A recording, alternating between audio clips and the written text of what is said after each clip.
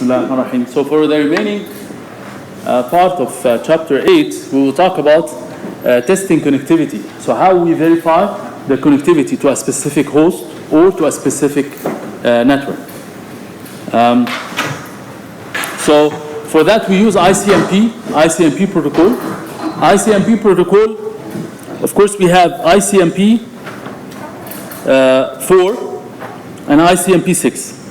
So for ICMP4, there are 4 types of usages for the testing of the connectivity. So we use it for host confirmation, and in that case, what we do is that we use ping, the ping command, to check the connectivity to a specific host or a specific network. For a host, we use the exact host IP address, and for a network, we use the gateway IP address of that network. So ping has to have an exact IP address. You do not ping to a network address. You ping to an IP address. So if you want to check the connectivity to a specific network, you use the gateway IP address of that network. So this is host confirmation. So you do that by sending an echo request command. So the ICMP defines the echo request message, which is again it's unicast in that case. It gets sent, and if the host exists and everything is fine, then you get an echo reply. So it's an echo request reply kind of message, and both are unicast in that case. If there is a problem, then we get to destination or service unreachable. So in that case, you get an error message back because there is a problem, and the host may have some problems, and in that case you get a reply with an error. So this error can be in 4 different levels.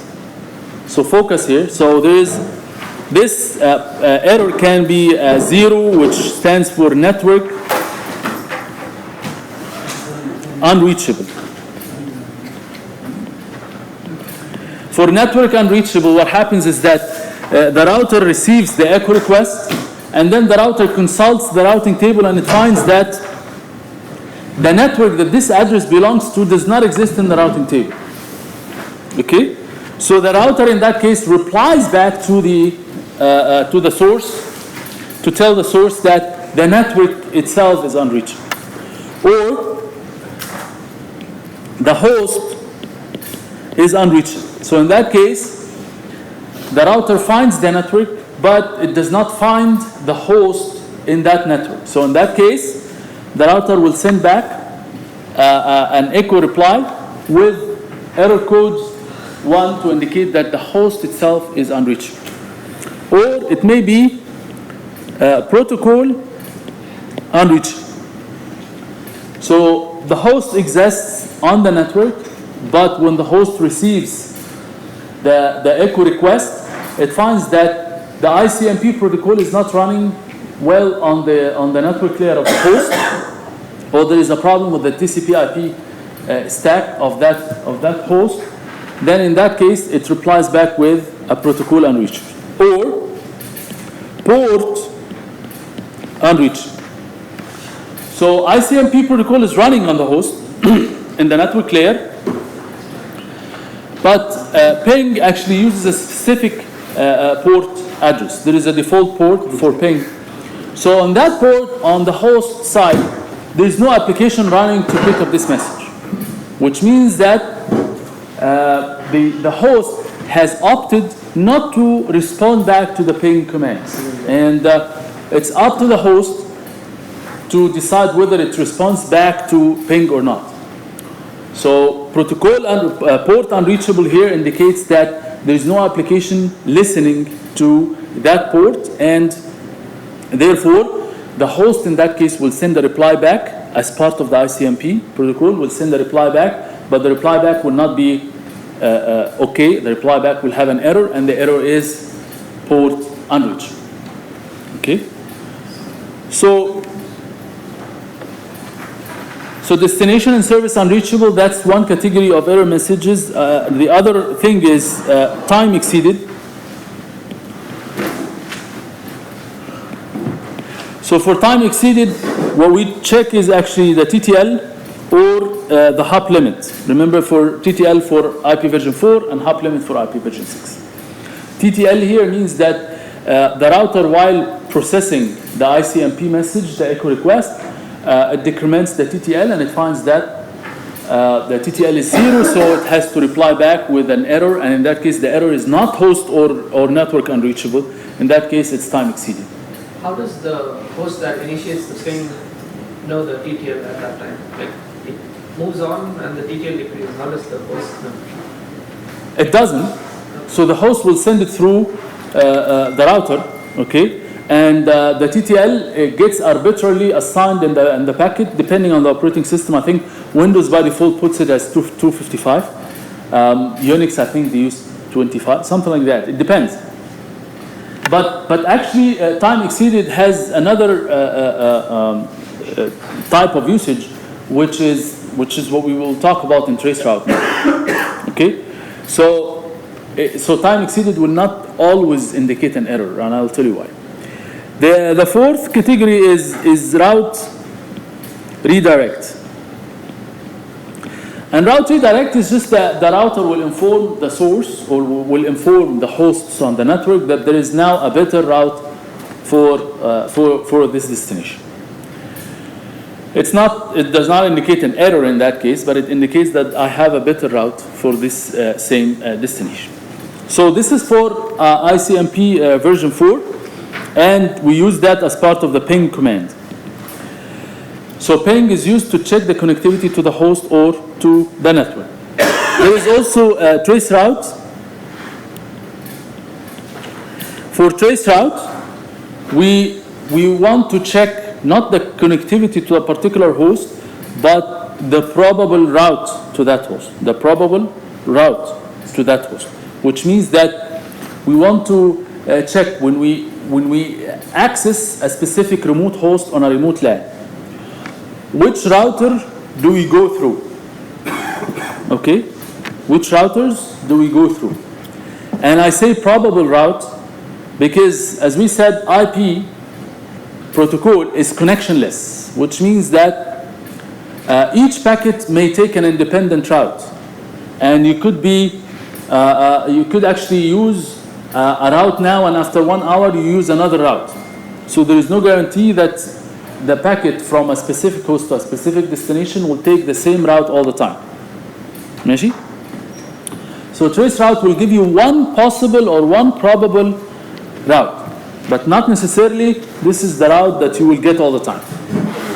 So the way that trace route works is similar to ping. We send an echo request, we send a ping message similar to the message that we use it for ping.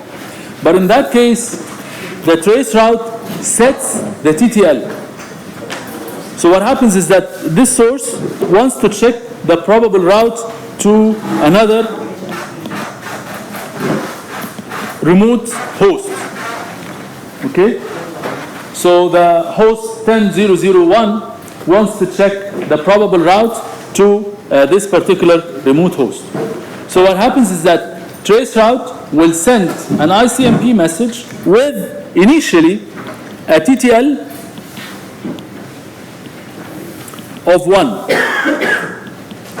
So what does that mean? This means that when this host sends this message, the first router will decrement the TTL, and it finds that the TTL has become 0. So what does it do? It will reply back with an error message that time exceeded, right? So in that case, the host will take this time exceeded message not as an error. It takes it as this is the router that the packet goes through at this point in time. Okay? So it gets back the address of the interface, and it gets back and it can calculate the round trip time by sending the message and getting a reply back from the first router. It knows that this is the default gateway of that LAN, and the round trip time is that. Right? And it displays that for you. So when you try trace route to any IP address, so try that on a command line. So you will get separate lines. The first line will be, this is the first router, and the round trip time is that. So the next step, the trace route will set TTL to 2. So in that case, the message will go to this router, and this router will send it to another router. And then this router will decrement it, and it finds that it's 0, so it sends back a reply, again time exceeded. And then the source will interpret this not as an error, but as that this router will be the second hop. Okay? And it keeps doing that, and then TTL is 3, TTL is 4, TTL is, until it gets an error other than a time exceeded. If it gets an error other than time exceeded, then it knows that this is the end of it. Whether by this will be the destination is already there, whether there is an error, port unreachable, router unreachable, network unreachable, anything other than time exceeded, the trace route will stop, and it will give you all the information. That's how trace route works. So every time it increments TTL, it gets more information. Okay? So that's how it works. مفهوم كده? Any questions? So this is as part of ICMP version 4. We use it for ping or trace route for testing that connectivity. ICMP version 6, in addition to echo request and reply messages, which we use it for ping and trace route and same thing. So instead of using ping IP address version 4, we can use ping IP address version 6. Same thing. Trace route, same thing. ICMP version 6 came with 2 new categories of messages. One, which is we talked about before, which is a router solicitation and advertisement. We talked about that, right? So route solicitation, we use it for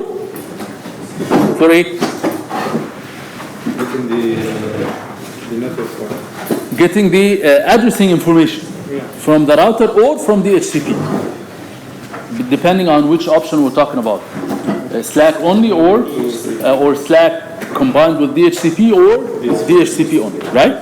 So we use it for getting addressing information, and we get from Slack, we get the prefix and prefix length and the gateway IP address, and in that case we can run EUI to get the host part or the interface ID part, and in that case we can have a unique address which we can use it for communication, or we can go to DNS to get further information like DNS, okay? And in the DHCP only option, we get everything from the DHCP. So this is for router solicitation and advertisement.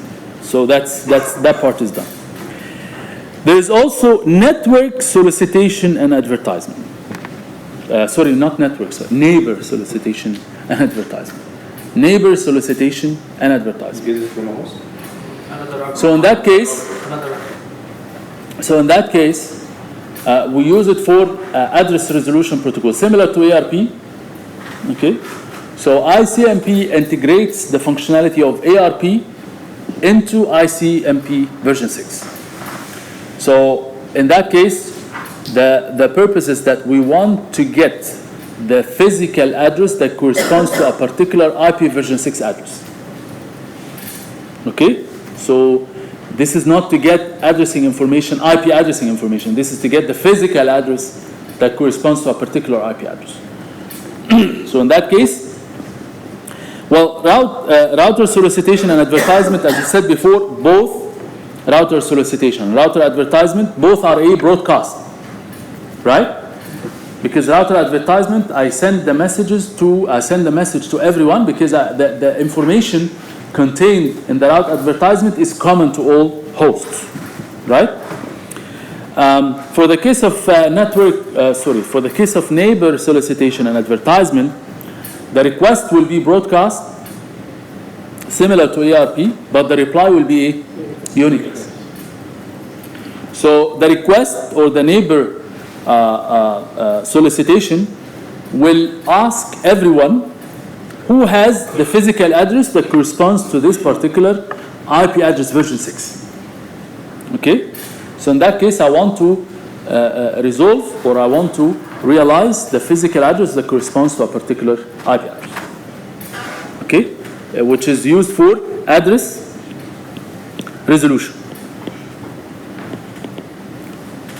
So this is the first thing. Sometimes I can actually send my own IP address version 6 in that message. So I want to ask everyone who has the physical address that corresponds to my IP address. So what is the purpose of this? Send directly. I'm asking everyone, what is the physical address that corresponds to my IP address version 6? Error checking. Huh? Error checking. Error checking. What kind of error? Huh? This is called duplicate address detection. So if I ask everyone who has the physical address that corresponds to my IP address, so if someone replies, what does that mean? It could be, but I'm not talking about security here. Okay? To me, this indicates that someone else is using my IP address. Okay, so this is a duplicate address detection. So for some reason, I calculated an IP address, I got it from somewhere, whether from DHCP or from and it turns out this IP address is duplicate. Okay, so what do? If someone replies back and the host tells me that I have the physical address that corresponds to this IP address, but this IP address is mine. So this is an indication for me that my IP address is actually duplicate. Someone else is using it. So in that case, instead of forcing you to restart the machine and stuff like that and reconnect to DHCP, ICMP version 6 will detect that and will resolve it for you. Because IP address version 4, it tells you duplicate IP and then it doesn't do anything. And in many cases, you have to restart the machine and you have to reconnect to DHCP to get another IP address and so on. So ICMP version 6 uses this address resolution message to detect duplicate address, and if there is duplicate address, then it resolves. It has to call DHCP version 6 again to get you another IP address. Okay? So neighbor solicitation and advertisement is used for address resolution or for duplicate address detection. Okay? So with this introduction, we can now try to use either ping or trace route in the command here. So we need to use one of the two commands, ping or trace route, and we need to figure out which host we use in the command. So if we want to check the connectivity to a specific host, then we use the IP address of that host. If we want to check the connectivity to a gateway, or to a network, then we use the gateway address of that network. Okay, and these are the gateway addresses. So here, these are the interfaces and the gateway addresses. Okay? Or if we want to check the probable route, so we need to check which command we use and what host we use. Okay? And there is a small typo here. This is a host, because this is the address of a host. And this is 24.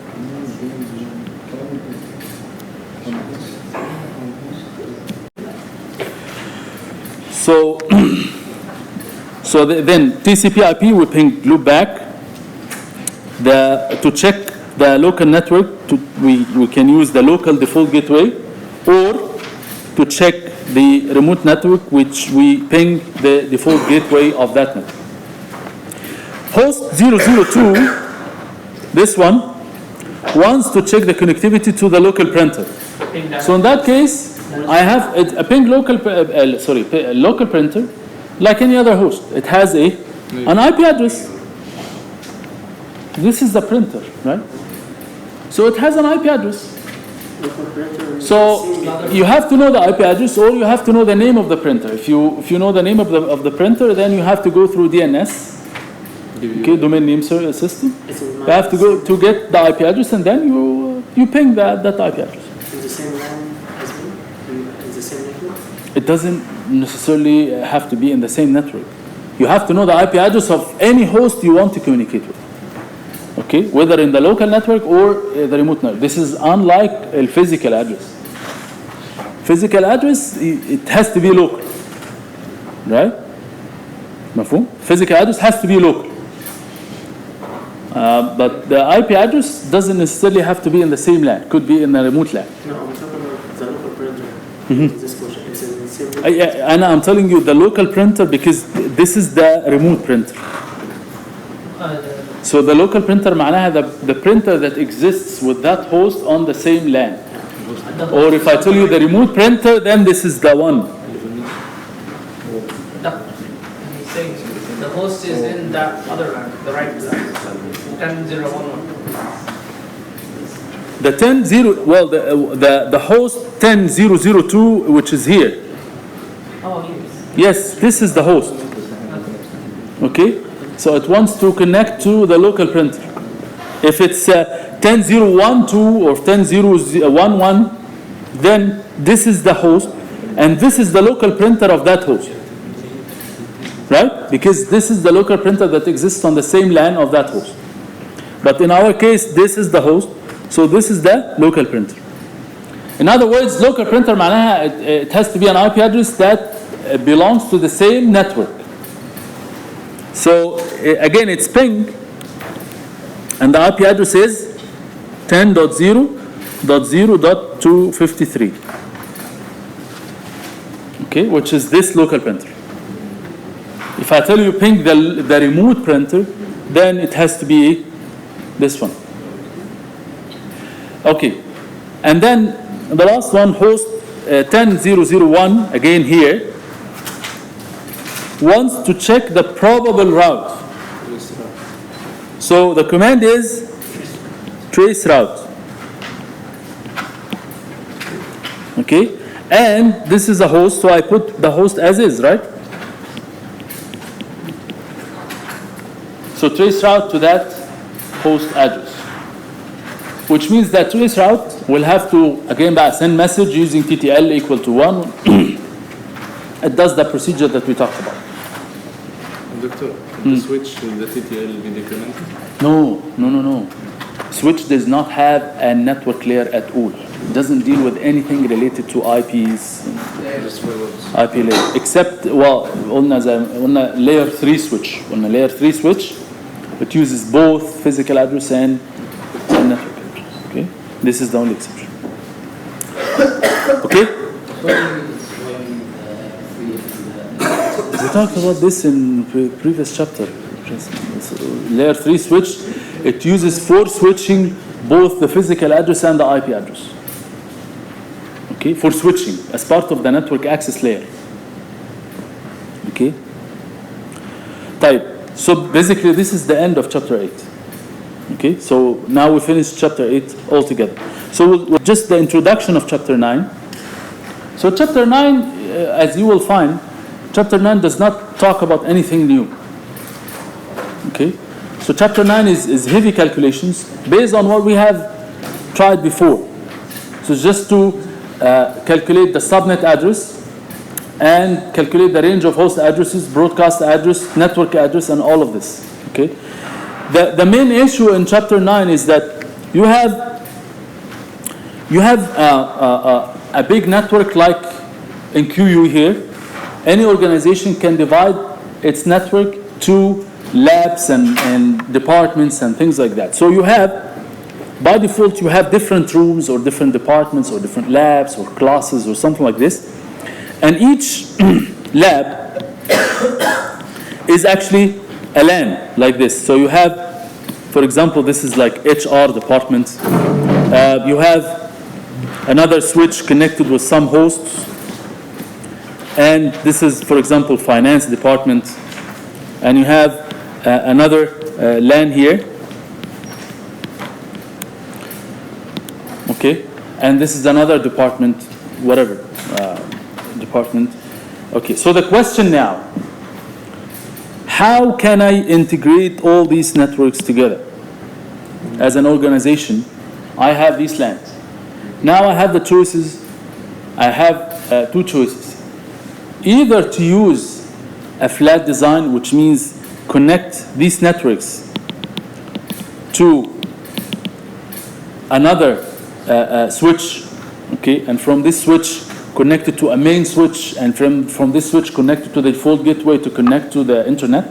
Eventually, to connect to the internet, I have to use a router, right? But inside my organization, I'm using the flat design. I'm considering everything as one network. Okay? So we have the choice of flat design.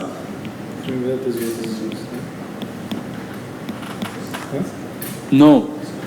Or the other choice, which is what we typically use, we use the concept of subnetting. As an organization, in all cases, you get a range of IP address. So this range of IP address is assigned to the different hosts.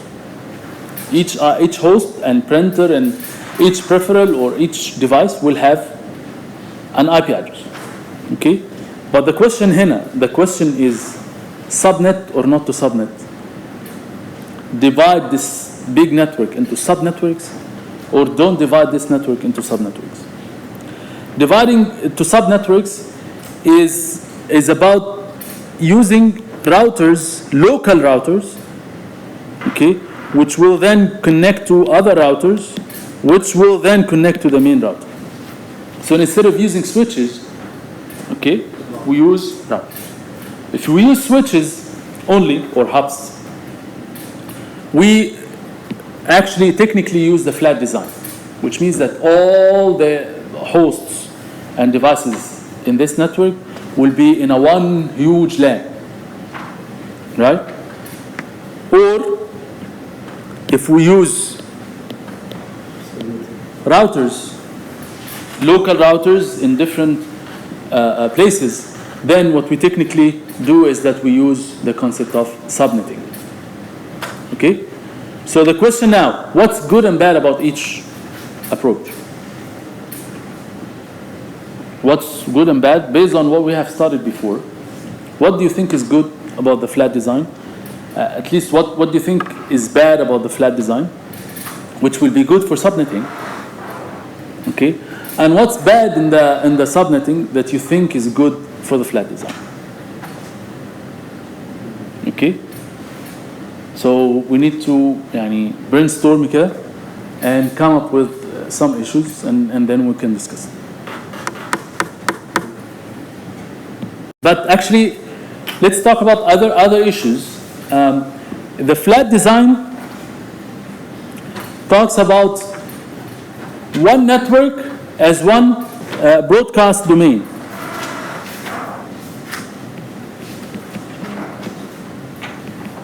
Okay? So when we talk about the entire network as one broadcast domain, what is the result of this? This results in the fact that all the broadcast messages that we talked about, whether as for ARP, for DHCP, for neighbor solicitation, advertisement, all of this will have to be processed by every single host in the entire network. Right? So this will degrade the performance. Every single host in the entire network will have to process all the broadcast traffic, right? Versus for subnetting, what we are technically doing is that we're dividing the networks into subnet. So when we send any broadcast traffic, this will get blocked by these local routers. Okay? So the traffic will not go through the other LANs. So this is supposed to enhance the performance. Okay? So having smaller broadcast domain is always good because this will improve the performance rather than having every single host in the network to process every single broadcast message. So that's one. The other thing is network isolation. When the router is used to isolate the network. You technically can route traffic in a more flexible way, but you can also isolate the network in a way that if there is a problem in one subnet, it does not affect the other one. In other words, again, if you send broadcast messages, someone might pretend that he is the one who can process this message. Like in the case of ARP, we said that one of the problems with ARP is security attacks, right? So when you send an ARP request, it's broadcast, someone might pretend that he has the physical address and he can harm the LAN, okay? So in that case, the router will block any ARP messages and things like that, creating some kind of isolation between these networks. So if there is a problem in one network, it does not affect the other networks. Versus if you have flat design, any problem can propagate very easily to the entire network. So the router will give you this isolation by breaking down the big broadcast domain into smaller domains. Okay, so that's clearly an advantage for subnetting and a disadvantage for the flat design. Type. What do you lose in terms of subnetting, Ba? When you divide the networks into subnet, now you have to divide the range of IP addresses that you have, which is one full range. You have to divide it into sub-ranges, because each subnet will now have to have a separate subnet address and a separate broadcast address, right? If you have one flat design, the entire network has one range, and you have one network address, you have one broadcast address, and that's it. So what you lose is only two addresses. When you divide it into subnets, for each subnet you lose two, right? So if you have, مثلا, a range of IP address 100 addresses, and you use the flat design, what you end up getting is the effective number of IP addresses will be 98, right? Divide those into 10 subnets. For each network, you will lose two addresses. In which case, you will lose 20 different addresses entirely for the network. So instead of losing only two, you lose 20, right? Because in each subnet, you need to have a subnet address and a broadcast address. So that's something that you have to use. This is the cost that you have to pay to get the gain of subnetting, which is isolation and having less broadcast domains and so on. Okay? So this is the only concept that we will talk about in Chapter 9. Other than this, it's just calculations similar to what we have done. Okay. So we'll talk about this next lecture.